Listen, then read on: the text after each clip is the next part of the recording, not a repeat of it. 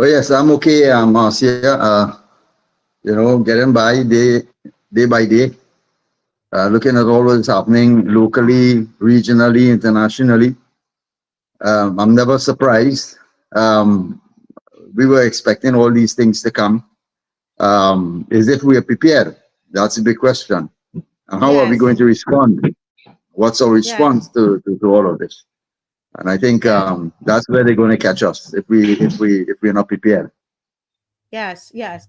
And you in I want to again publicly thank you for your work, Mr. Umar Abdullah, during the COVID-19 era.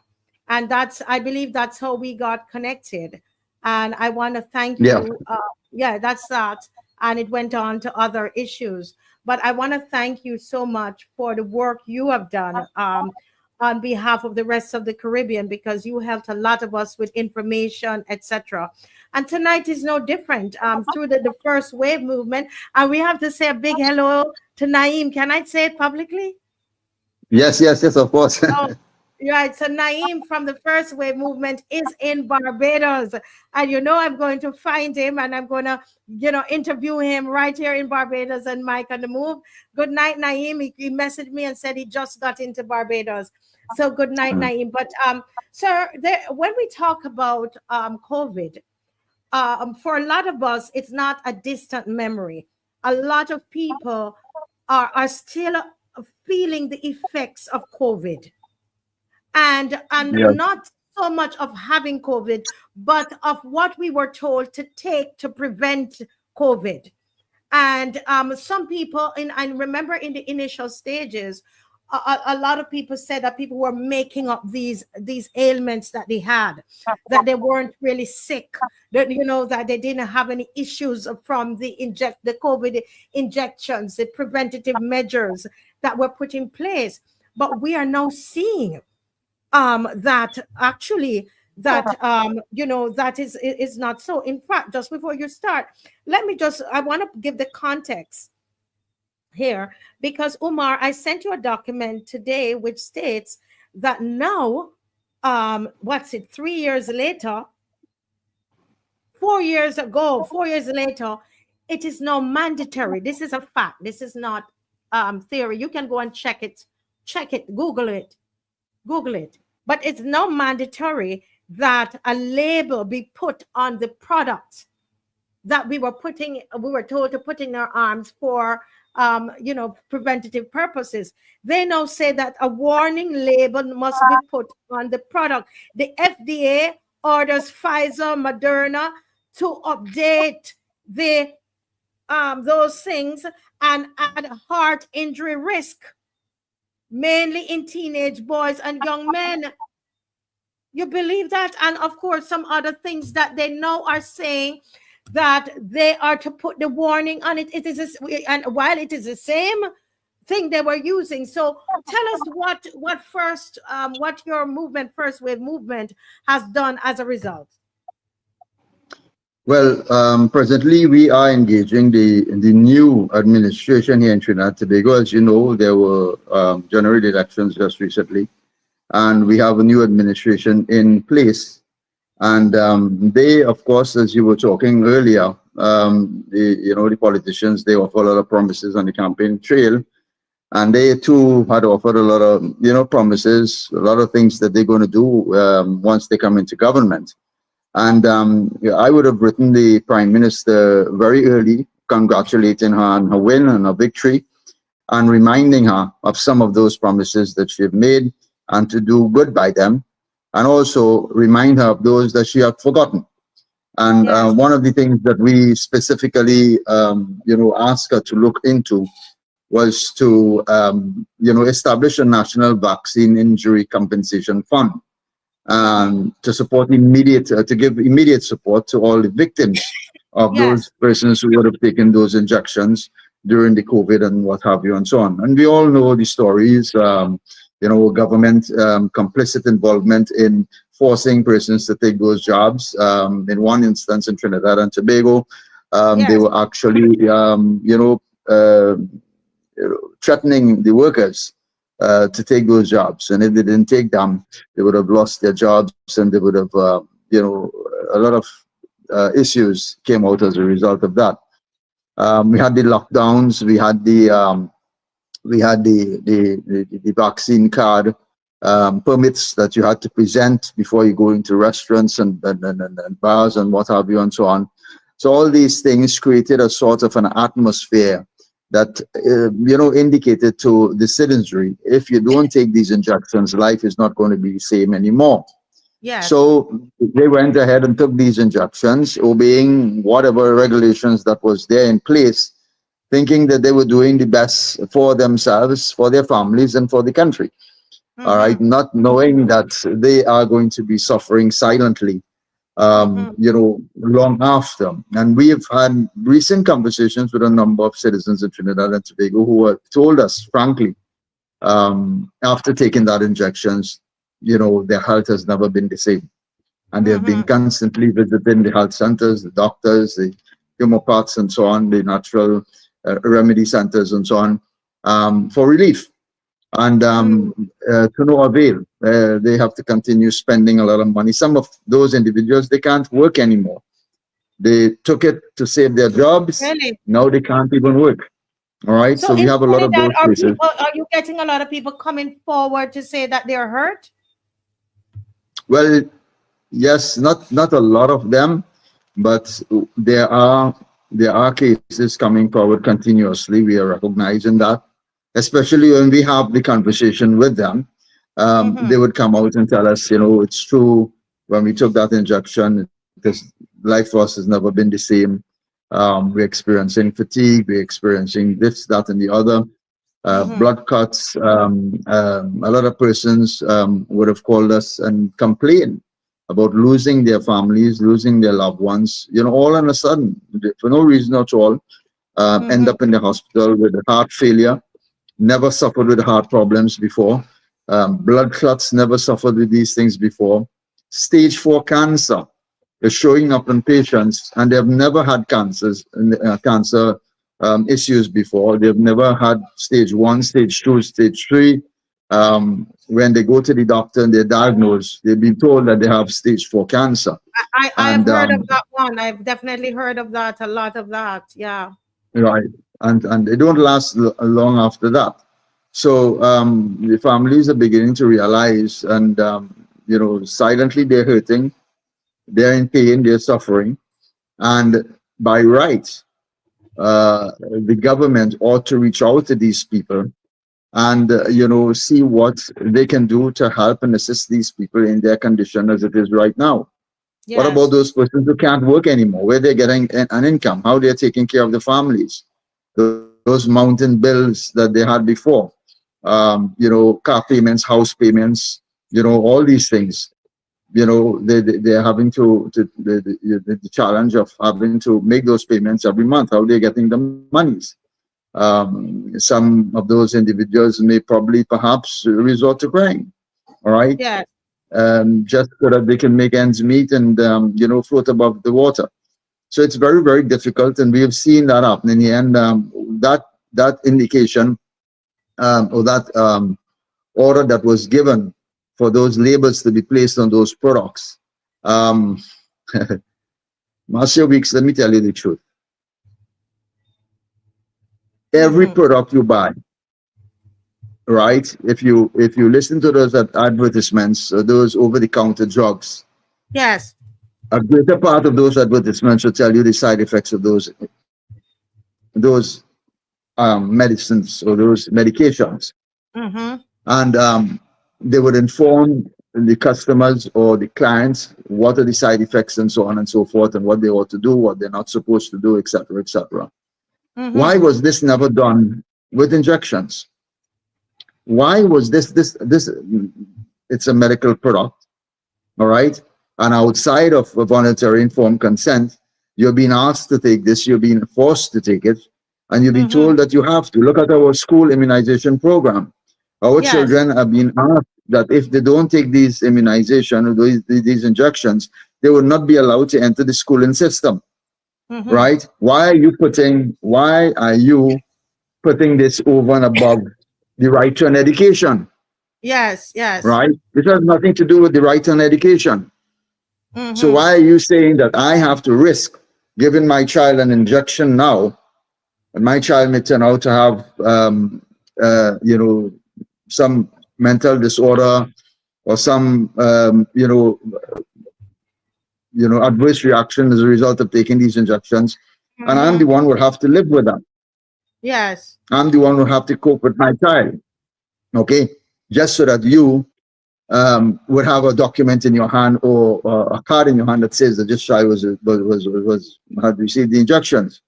And another thing, according to our laws here in Trinidad and Tobago, it's illegal to ask anybody for their medical status. You can't just go and ask people for their medical status. You ask them for a immunization card, and you prying into their health status and all these things and so on and so forth. So that's by the school insisting on students or parents presenting this immunization card. It's Yes. against the law. All right. So we have to revisit all these legislations. We have to revisit the acts, and we have to look closely at what it is we have been doing to our citizens. And we have to be very, very cautious in moving forward, because we don't want a bright lawyer to come on the scene and find somewhere to sue you and the government and all that goes with it. All right. Because it's going to happen. Sooner or later, it's going to happen. All right. We have Yes. many cases before the industrial courts in Trinidad presently with regards to work-related issues regarding the injections and so on.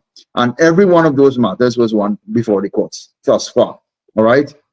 We're waiting, and we're looking at this particular case that has been recently filed in the courts regarding Alicia Ciberan Francis, who would have received these injections, and she would have gotten transverse myitis, and she endured What's the name of the a disease life of again? separation and pain after that. Huh? What's the name of the disease? Transverse myelitis. All right, What's you're that? paralyzed. Right, you are incapacitated. You're practically, your life is in a wheelchair.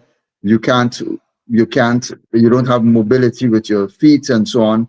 You can't stand up, you can't walk, etc., etc.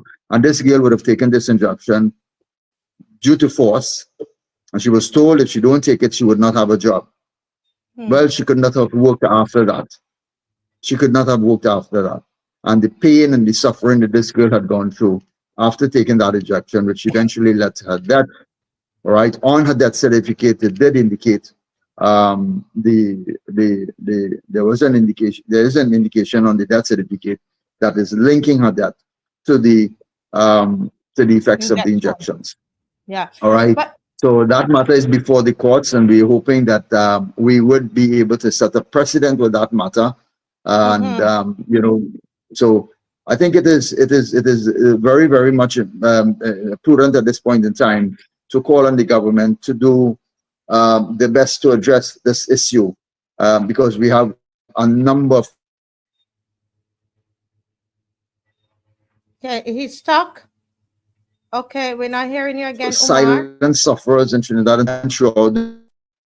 Yes, We're hearing you you hear now. me now? Yes, we're hearing you now, sir. Right. So it's absolutely important that this new administration, address this issue, because they have one of their promises on the campaign trail was to be fair and just to the people of Trinidad and Tobago, and I think this is a good place to start. Yes, yes. But how, I mean, what is it? What is it that this UNC government promised when they were campaigning? Did they say that they're going to compensate those who are injured from this the COVID injection? Is that what they said? What did they actually say to the people of Trinidad and Tobago? Right. I'm back. Yes, you're back. Did You you hear me hear now? me?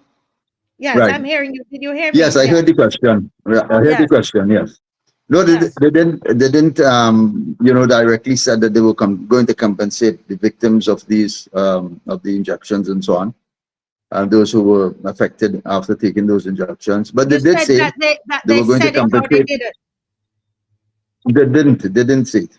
Okay. All What right. did they say? But they did say they were going to compensate the families of the divers that died that tragic accident in Paria. So hold They a did minute. say that they were going. They didn't say anything about this, about this company, about this the job. No, Oh, nothing okay. about the job. All right. And Okay. it's strange though. The doctor who is now the Minister of Health, um, um, he I heard he made mention of um, you know a new COVID episode that may perhaps uh, visit us anytime soon. And it's Your strange Minister of hearing Health that. said that. Yeah, and it's strange Mhm. that it's coming from him because he was one of those individuals, one of those doctors that were fervently opposed to the COVID and those injections and what have you. So now that he's in government and his politics, I don't know who's pulling the strings now. I mean, we know who pulling the strings, but sometimes we ask those questions so that we educate the public by asking those questions. Those people who don't know will have an idea of who is pulling those strings. All right. And Yes. one of the things that a lot of us don't understand, and you were talking about it earlier, where they're going to get all this money to do this, that, and the other, Right, and, because and yeah, these that's the promises they're next. making, Yeah, and yeah, yeah, yeah. all right. That's the question because What? our prime minister. Just a minute. I just want to say here quickly because somebody raised it that our prime minister, Mia Motley, did say, we have it. We have it recorded that she would compensate those that were injured. And I have my friend on here, Judith Ann Clark, and she has the recording. She has everything that they did say it. She did say it, and only some people got one or two persons got, and she told them to keep quiet, right? But Ah, the, but a lot of people, the people who there's so many people that I know, and this is not, folks. I am not coming on here and making up any stories because anytime we start to talk about these things, some of you don't want to believe there are people that are actually suffering and they're suffering in silence because they're afraid. I have a lot of friends with blood clots. You hear what I tell you? They've developed heart problems. Look on the screen, you will understand in some of the cases why. Some of it is hereditary, and some of it is because of this that they took in their bodies. And it's a real but my issue. team leader, my team leader, my team leader Naeem would be visiting a friend of ours there in Barbados, who have indicated to us that he has been suffering as a result of that injection, and a lot of his friends who have taken it are also suffering. And we are hoping that we will be able to get, an interview with some of these individuals whilst he's there. So he has some Wow. directives, and he has a task, some tasks there to complete while he's in Barbados. So we are hoping to, as cover as much as we can. And of course, he is going to be meeting with you, and we are going to try to see if we could cement some of our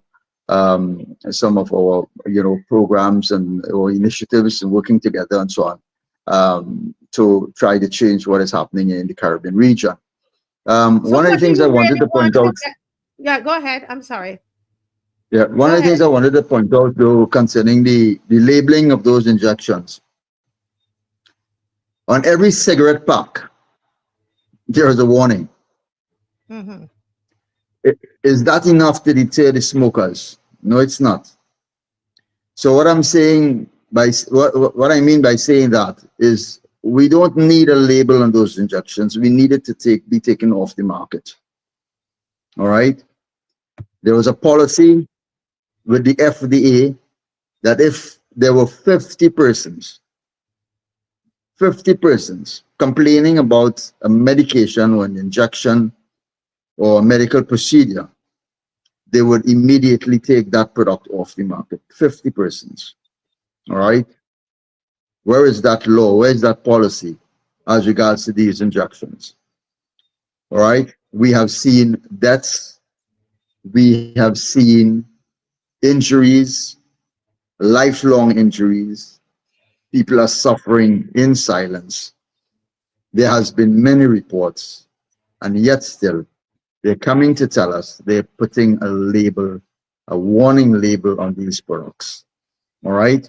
I don't think the warning label is enough, because outside of voluntary informed consent, nothing is going to work. All right. That is not going to work. Okay. People need to be informed before they be given these injections. They don't need to see a warning on a pack. They don't need to see a warning on a label. Because, like I said, every cigarette packet has a warning on it. And if you read that warning, right, it's detrimental to your health. Does that deter the smokers? It doesn't. All right. Would that deter the persons who are bent hell on believing government and government policy and the health institutions and the doctors that they visit on a regular basis? Would that be enough to deter them? I don't think so. What we need to do is to lobby to take these injections off the markets, and we are not going to stop in our effort to do that. All right, we're going to continue to rally and to see that these poisons are taken off the market and something better is put in place. All right, it's very important that we recognize this. Yes, and somebody here is saying something here about GBS. Sim, what is GBS? I don't know. Can somebody educate me? Remember this? We educate, we motivate, we mobilize, we agitate on the Marcia Week show, and the host gets educated too. So, what is GBS? Do you know, Umar? Oh, can Valerie Granum help us with that? Valerie Granum, and I think yeah, go ahead. Hold on, I'm just checking it here. Checking it out. Well, the person cares to clarify. They call Gillian Bar. Oh, Gillian Bar, is that how it's pronounced? Gillian Bar Syndrome. I have to go and look that up. I don't know what that is.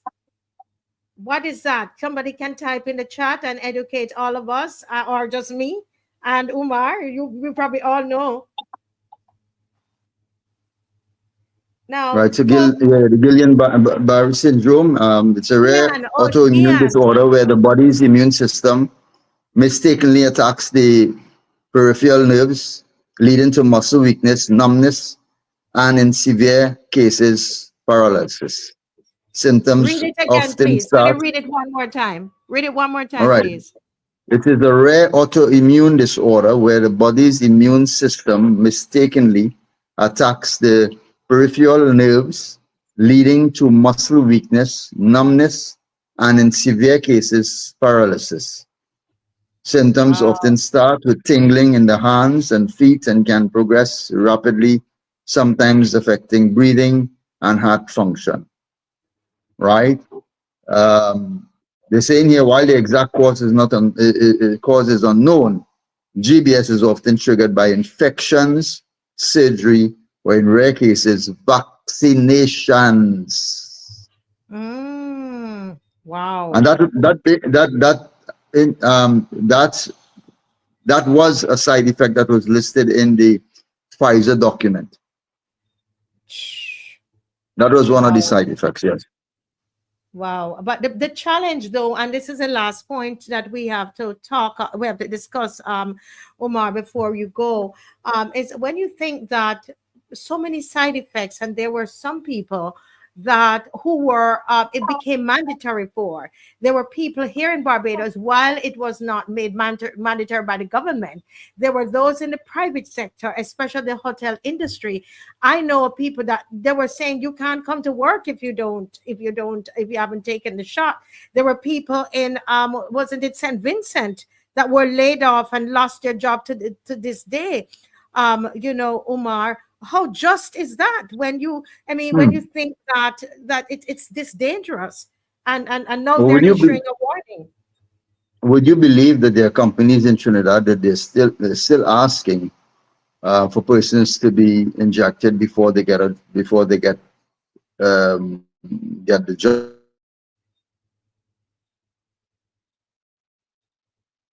done? Go again, please.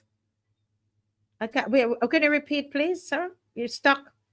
That companies in Trinidad, there's some companies in Trinidad that are still asking persons to get those injections in order to get employment. All right, so it's still happening.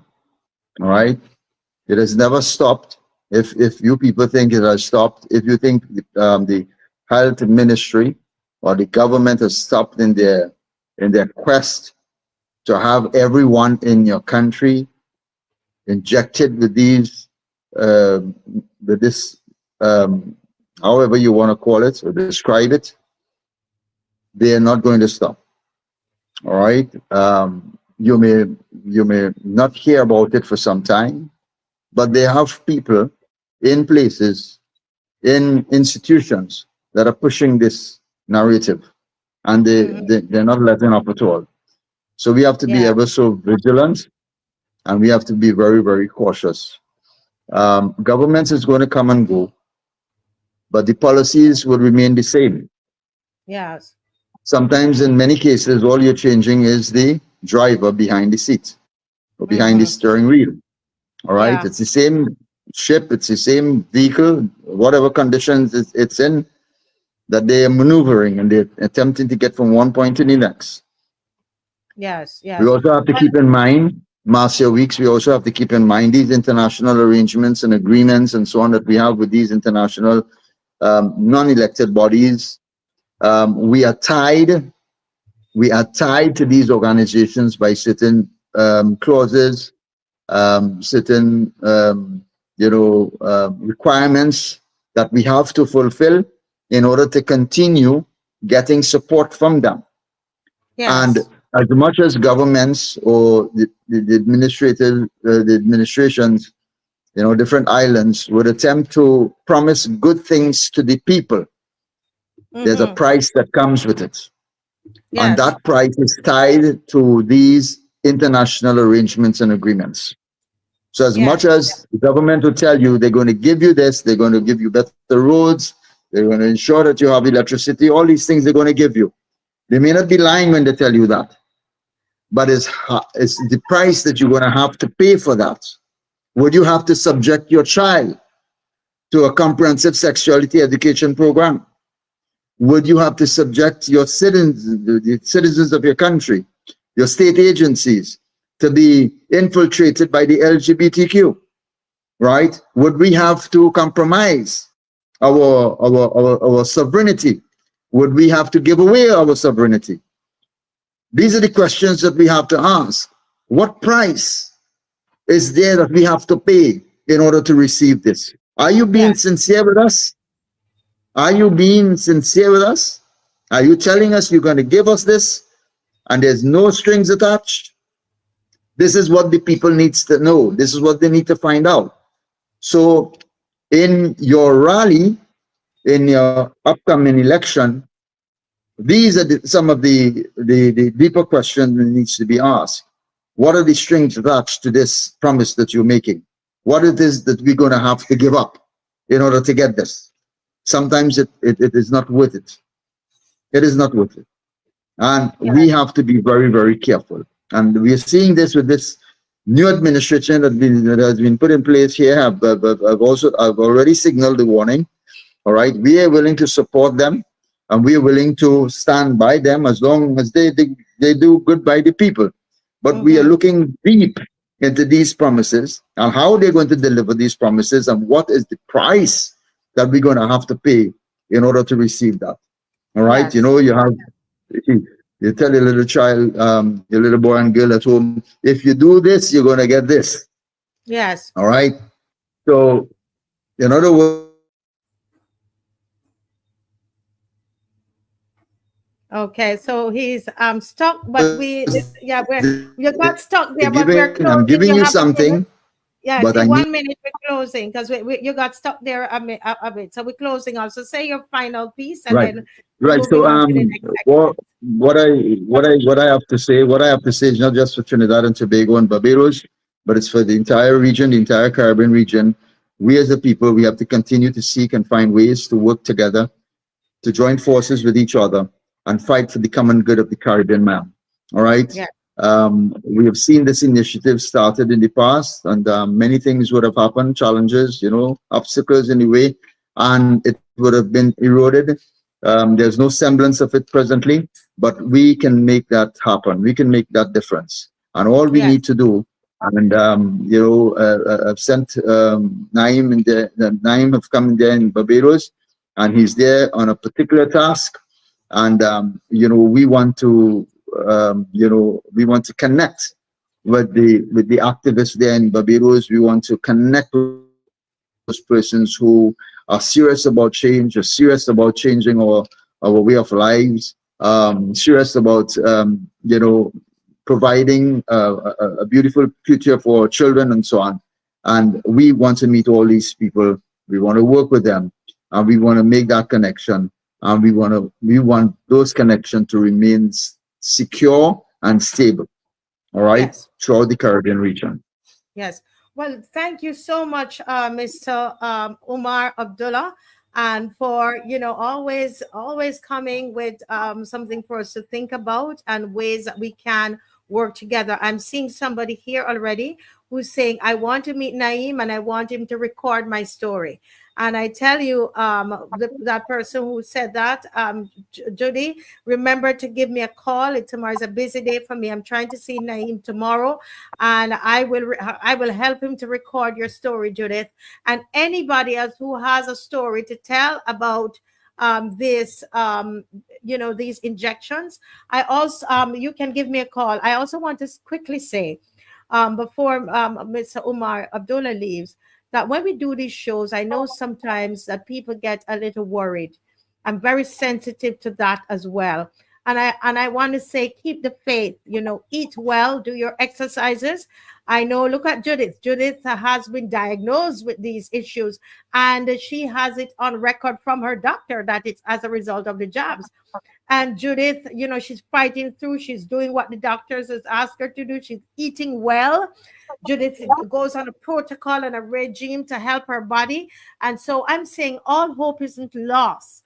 Don't go to your bed depressed tonight. Fight to live, fight, eat well. All of us have to eat well, right? And Not eat not well just that, and exercise and do your herbs. Yes, and not we've just got to go. not, Yeah, go. not Yeah, just go that, ahead. Say Marcia. something Let with me just add yourself. this very quickly. It's important that we recognize the importance of family, keeping close to their families, not parting ways with them, living close and having good relationship with our neighbors and our friends. And those connections we need to keep close to us. We need to keep them secure, and that is going to help us pass the time. That is going to help us to survive, to live, to see another day. All right. So those relationships are very important. Let's pay attention to it, and let us not allow, evil to set in and to separate us under no circumstances.